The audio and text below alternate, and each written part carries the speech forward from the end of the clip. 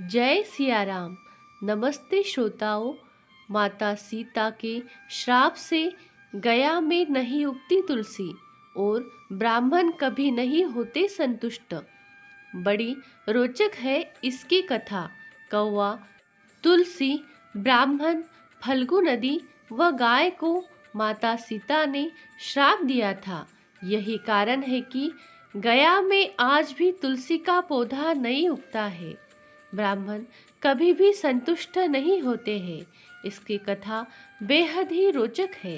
श्रोताओं, कथा श्रवण करने से पहले हमारे धन्वी वॉइस चैनल को सब्सक्राइब जरूर करें ताकि हमें मोटिवेशन मिलता है। श्रोताओं, आखिर बिहार के गया में क्यों नहीं उगता तुलसी का एक भी पौधा? क्यों ब्राह्मण कभी संतुष्ट नहीं होता? फल्गु नदी सिर्फ नाम की नदी है। क्यों कौवा हमेशा लड़ झगड़ कर ही खा पाता है? कौवा, तुलसी, ब्राह्मण व गाय को माता सीता ने क्यों श्राप दिया था? इसके बारे में कुछ लोग ही नहीं जानते। आइए हम विस्तार से इस बारे में बताते हैं। वाल्मीकि रामायण के मुताबिक वनवास के दौरान भगवान राम, लक्ष्मण और माता सीता पितृपक्ष में श्राद्ध करने के लिए बिहार के गया धाम पहुँचे। वहाँ ब्राह्मण ने भगवान श्री राम और लक्ष्मण को श्राद्ध कर्म करने के लिए आवश्यक सामग्री जुटाने के लिए कहा।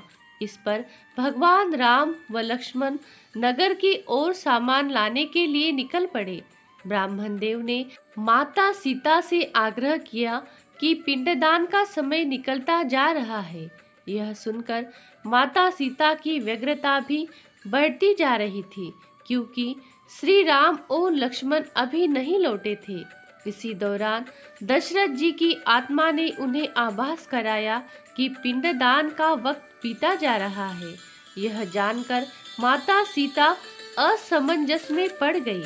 तब माता सीता ने समय के महत्व को समझते हुए यह निर्णय लिया कि वह स्वयं अपने ससुर राजा दशरथ का पिंडदान करेंगी।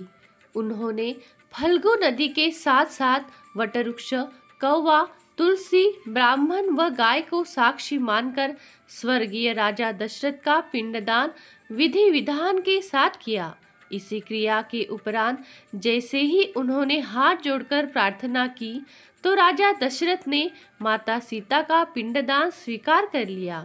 माता सीता इस बात से प्रफुल्लित हुई कि उनकी पूजा दशरथ जी ने स्वीकार कर ली है।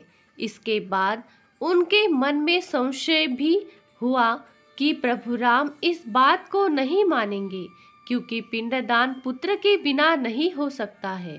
थोड़ी देर बाद भगवान राम और लक्ष्मण सामग्री लेकर आए और पिंडदान के विषय में पूछा। तब माता सीता ने कहा कि समय निकल जाने के कारण उन्होंने स्वयं पिंडदान कर दिया। प्रभु राम को इस बात का विश्वास नहीं हो रहा था कि बिना पितृ और बिना सामग्री के पिंडदान कैसे संपन्न और स्वीकार हो सकता है। इसके बाद माता सीता ने कहा कि वहाँ उपस्थित फल्गु नदी, तुलसी, कौवा, गाय, वटवृक्ष और ब्राह्मण श्राद्ध कर्म की गवाही दे सकते हैं। भगवान राम ने जब इन सब से पिंडदान किए जाने की बात सच है या नहीं पूछा, तब फल्गु नदी, गाय, कौवा, तुलसी और ब्राह्मण पांचों ने प्रभु राम का क्रोध देखकर झूठ बोल दिया कि माता सीता ने कोई पिंडदान नहीं किया है। वटवृक्ष ने सत्य कहा कि माता सीता ने सबको साक्षी मानकर विधि पूर्वक राजा दशरथ का पिंडदान किया है। पांचों साक्षी के झूठ बोलने पर माता सीता ने क्रोधित होकर उन्हें आजीवन श्राप दे दिया। इन पांचों को इस प्रकार मिला था श्राप। फल्गु नदी को श्राप दिया कि वह सिर्फ नाम की नदी रहेगी, उनमें पानी नहीं रहेगा। इसी कारण फल्गु नदी आज भी गया में सूखी है। गाय को श्राप दिया कि गाय पूजनीय होकर भी सिर्फ उसके पिछले हिस्से की पूजा की जाएगी और गाय को खाने के लिए दर बदर भटकना पड़ेगा।